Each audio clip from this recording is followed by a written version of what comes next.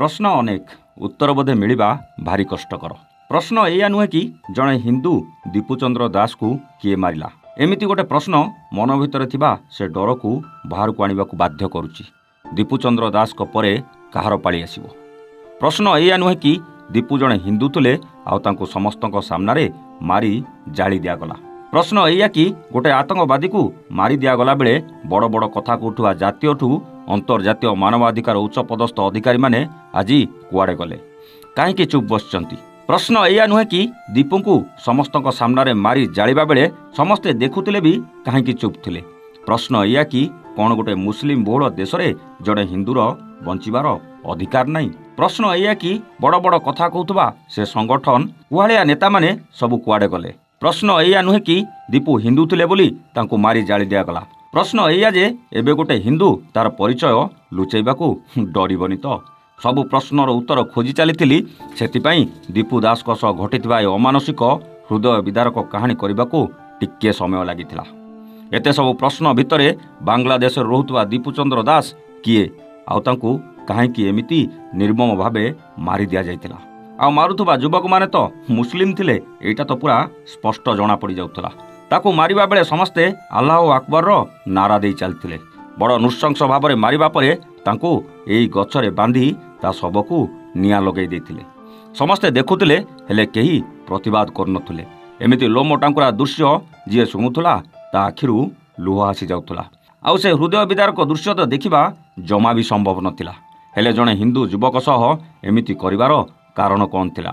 बांग्लादेश हिंदू को डरइबा ना आउ किछि उद्देश्य जानिबा पई आग दीपू दास को विषय जानिबा को पड़िबो। 30 वर्षीय दीपुचंद्र दास परिवार पेटरे दाना देबाकू निज अंचल गोटे कपड़ा कंपानी काम करुले। सेई पाखरे गोटे भड़ा घर नहीं रुले। सेदिन राति तांको उपरे देशद्रोहर आरोप लगे चलते।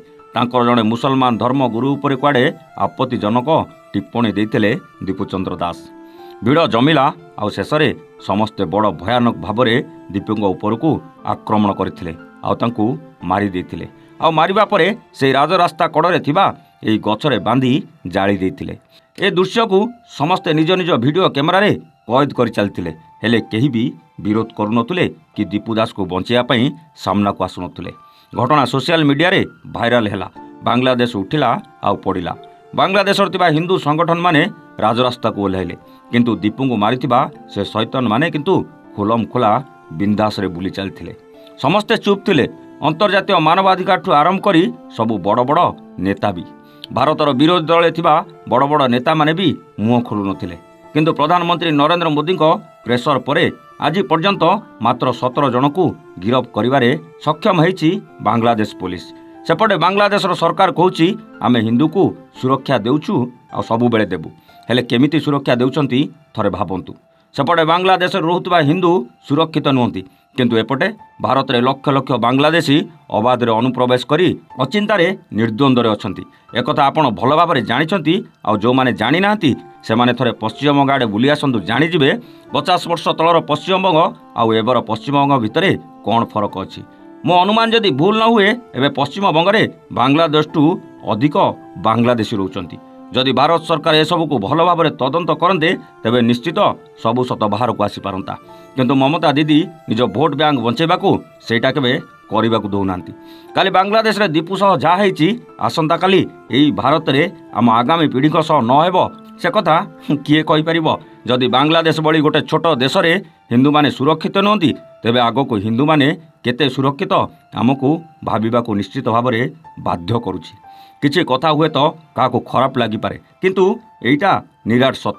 समस्ते भावितिले बीजेपी सरकार आसिले हिंदू माने सुरक्षित रहिबे। कम से कम भारत में रहुतबा हिंदू माने तो शांतिर जीवन काटिबे। किंतु सत कहले बीजेपी सरकार आसिला परे हिंदू माने कौन सतरे सुरक्षित अछंती? सतरे कौन बांग्लादेश को अनुप्रवेश कमिछि? सतरे कौन बांग्लादेश अनुप्रवेशकारी को भारत रु बाहर करा जाउछि?